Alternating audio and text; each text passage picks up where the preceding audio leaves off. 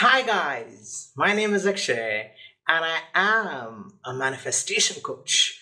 I am very happy and excited to share a wonderful case study with you today. And this case study was sent to me by someone who has worked with me before. And I read it and I found it to be very inspiring and decided to share it with you. What happens is when we get entangled in the external situation, we feel that there is no possible way to resolve it. Okay, and we become very triggered and frustrated by our external circumstances. And the longer you have been entrenched in your problem, in your problematic situation, the more hopeless and helpless you feel. And in this story, I'm going to narrate about a woman who felt hopeless and helpless for 19 years. Okay. So in the case study, there was a woman who knew about Neville Goddard teachings. She knew about conscious creation. This woman had a neighbor who was totally and absolutely miserable. She had been miserable for 19 years. She was divorced, okay, and single for 19 years, and she was in a lot of debt, man. She had a lot of money that she owed financial institutions and stuff. So she was lonely, she was financially miserable, and she had a son who needed to go to college, and she didn't have the funds to send the son to college. And so, I mean, man, this woman was really struggling in life. And the lady in the story who knew about conscious creation, she couldn't bear to see her neighbor be so sad and burdened by the problems of life. So what happened was she decided to help her. And the most important question that she asked her was, "What do you want?" And the lady replied, the neighbor replied that she wanted to be happily married because she'd been, single and divorced for 19 years. So she wanted to be happily married and she wanted to be out of debt. Those were the two things that she really wanted. So strong finances and happy relationship, happy marriage.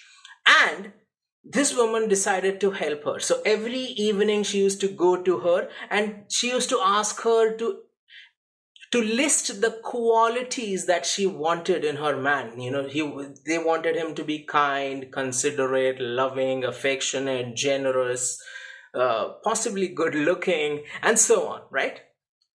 So every evening they would discuss how awesome would it be to be with such a man, for the neighbor, and so on.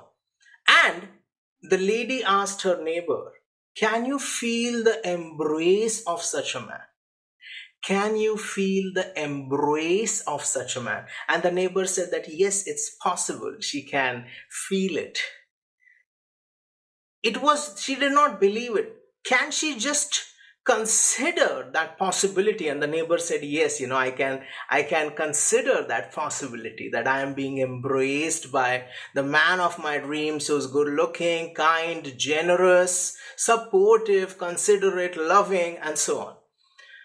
And they also went through a little ceremony, like totally imaginary, like make-believe ceremony. These are two women who are not little girls, they are two adults. Still, they conducted a little ceremony wherein, there was the neighbor, and she was getting married to the man of her dreams, and there was a little ring exchange ceremony and so on. And at night, the lady asked her neighbor that, "I want you to fall asleep in the spirit of that ceremony. I want you to fall asleep being already happily married to the man of your dreams. And I am going to do the same in my imagination. I'm going to see you as a newly married bride who, as somebody who just married the man of her dreams." Okay. And they did this for about a month. Every evening, they used to talk about how awesome it would be to be with the man of her dreams. They used to do the little marriage ceremony. They used to both sleep in the feeling of just having married. The neighbor used to sleep in the feeling of just having married the man of her dreams, and this the lady who has sent this case study, she used to sleep in the feeling of just having seen her recently married. Okay, so this was their little ritual, and it was very silly. I agree that, to an adult, the people who come to work with me belong to various backgrounds. Some of them belong to very highly educated backgrounds, extremely logical careers. And this little ceremony thing and imagination thing seems silly to them. Okay, but I want you to be patient with me here, and let's get on with what happened next. Okay, so a few weeks after that, a man came to the neighbor's office. Okay, a man came to that lady's office, and just jokingly, maybe he was trying to make small talk. He was like, "Where are you going for a vacation in the summer?" And she was embarrassed to answer because she hadn't been on a vacation in 2 decades, man. So, just out of spite, she said, "Oh, I'm going to the High Sierras. High Sierras." And he's like, "Oh, wow, that's so awesome. Because I have a hotel up there. So you have to be my guest." And he booked rooms for the neighbor, her son, and also the lady who reported this case study. Okay, so he booked rooms for 3 people, and he was very loving, very kind. He was very, very, very gentle as a man with them. Okay, he helped them, he showed them around, he was very hospitable, and so on. And there was one problem though. Okay, he told the women that his wife had recently passed away, and he had decided that he was never going to remarry. Okay, and the neighbor freaked out. She's like, "Oh, this man, he seems so nice and kind and generous, and he's into me, he's invited me and you and my son for a vacation.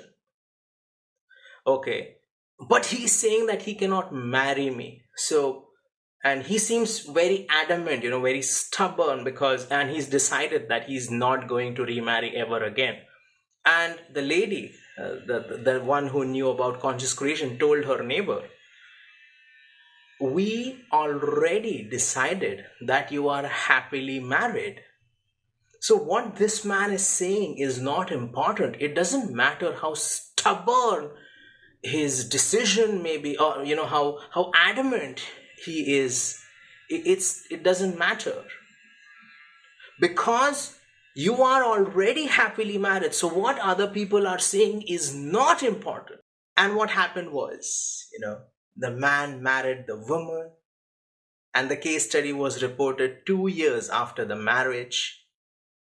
And all this time, the man had been the perfect, loving, generous, kind husband. He had helped her to manage her finances. He'd sent the neighbor's son to college. He was the perfect father and husband.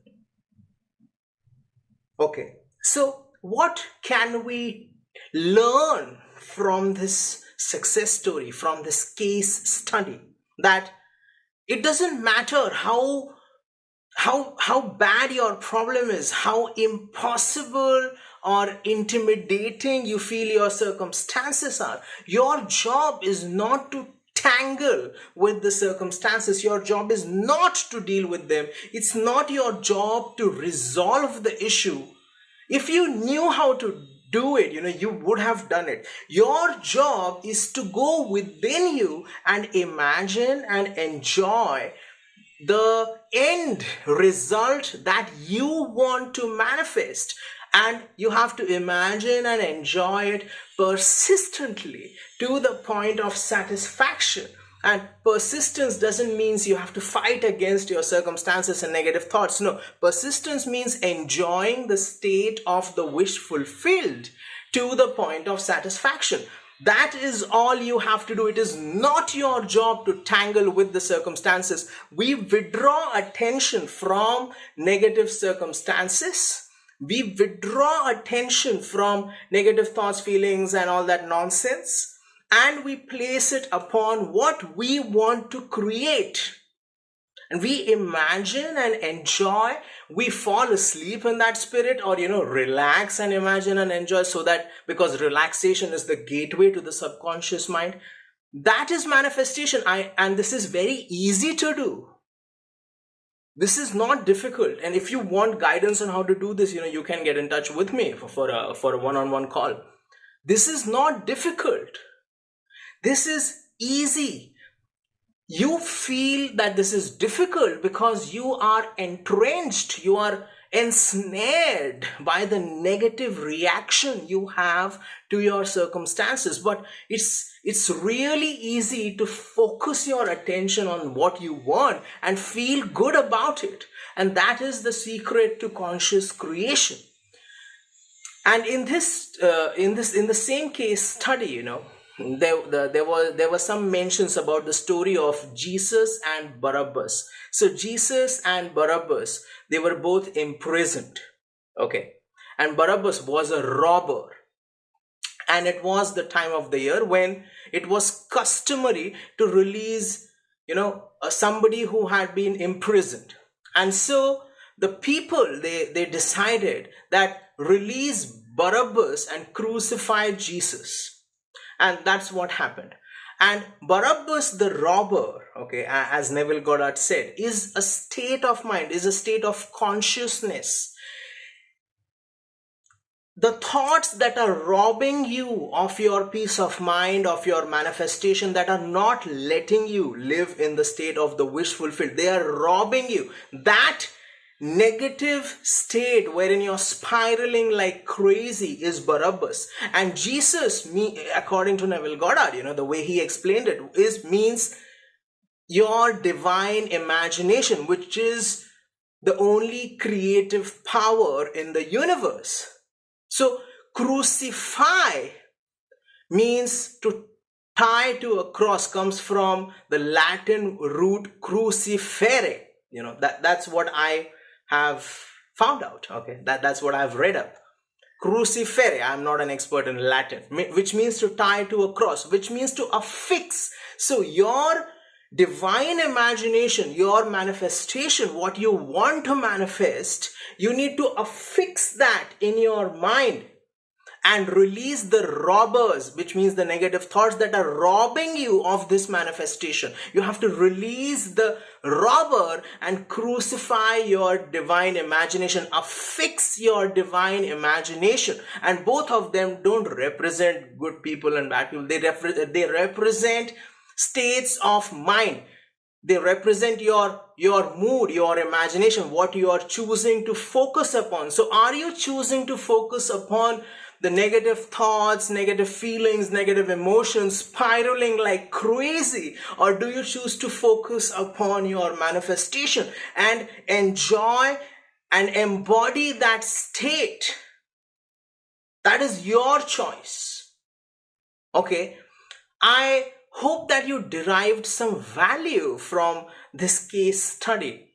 I certainly, enjoyed sharing it with all of you. I know many of you have extremely logical careers, logical backgrounds. I understand that many of you are doing very well in life. You are respected in your community, in society. You're doing well professionally. And it seems bloody silly and stupid to imagine that you are already happily married to your specific person, or you already have your manifestation, whatever that may be. But what is the other option? Complaining incessantly? What is the other option? If you think that manifesting is silly and stupid and idiotic, what other option do you have?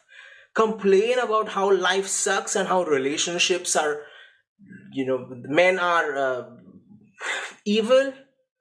Okay, the players, women are evil. Like, is that what you want to do? Play victim for the rest of your life and just complain and whine?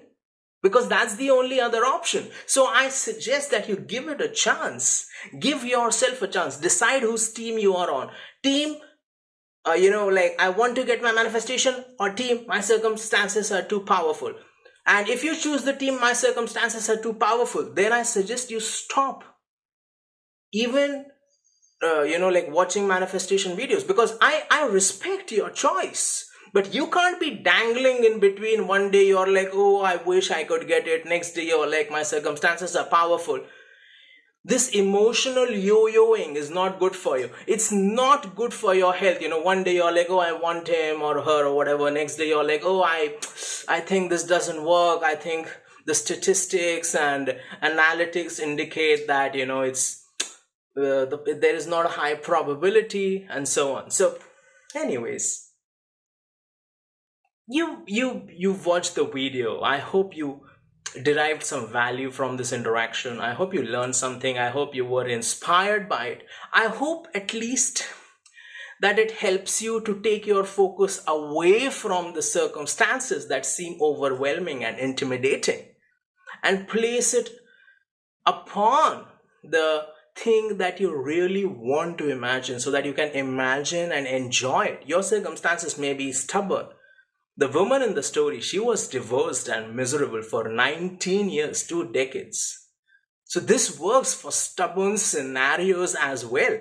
If you are willing to release the robber, okay, if you are willing to let go of the thoughts that tell you that you cannot have your manifestation. Okay, thank you for watching the video. I hope you like the video. If you like the video, please hit like, share, subscribe, comment, hit the notification bell, unleash the power within you, and remember that if I said it, I already did it. Thank you.